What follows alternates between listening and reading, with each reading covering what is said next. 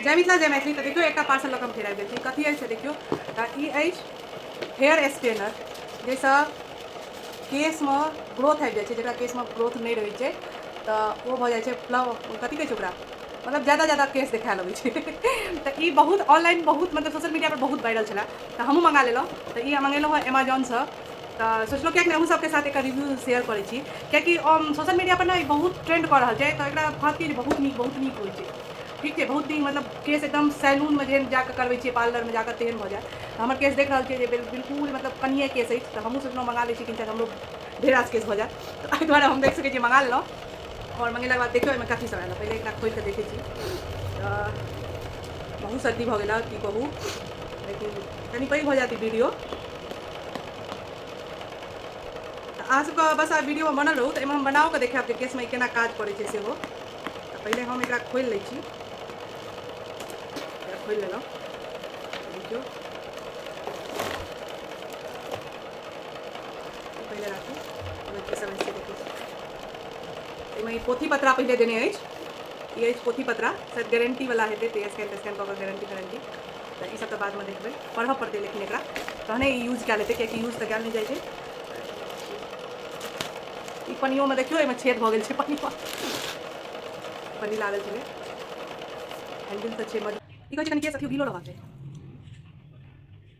बुझली तहन अथी होइ छै। एहिमे कान का कान खुल जाए कान का तऽ देखियौ। तऽ ई पहिले हम एलोवेरा जेल लगा लेलियै। हमर ओना कनिए केस छै, एकरा सबके केस में छियै। एकरा कनि ऑन करबै तऽ ई ऑन करैवला छै। हाँ छै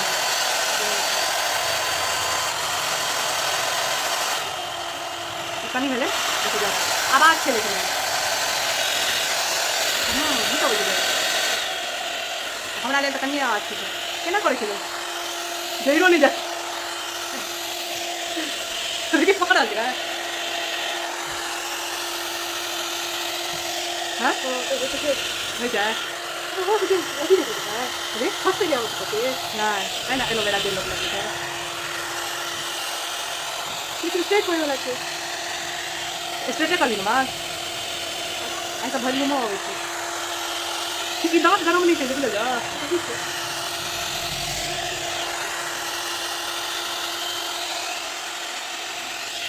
अहाँ सब देखियौ भेलै ई भेलै गए। हम एखन कनिए गरम पर कऽ रहल छियै। जिनका हमरा बहुत गरम हो जाए तऽ हमर केस में टूट जाए। पता नहीं हमरा एखन अब एबो नहीं करैया बेसी नीक सके कहीं चेक करे दुआरे आब सिखबै।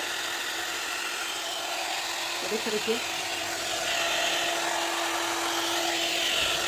करेंट नहीं मारि देना, करेंटे टा से बच रही।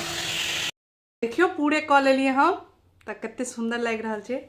नीक लागि रहल छै ना अब एना कऽ कऽ उठा कऽ एतऽ बांधि दियौ, क्लचर लगा लिअ तऽ बिल्कुल सही में सैलून लागि दऽ रहल छै। और शाइनिंग देखियो कते सुंदर आबि रहल छै।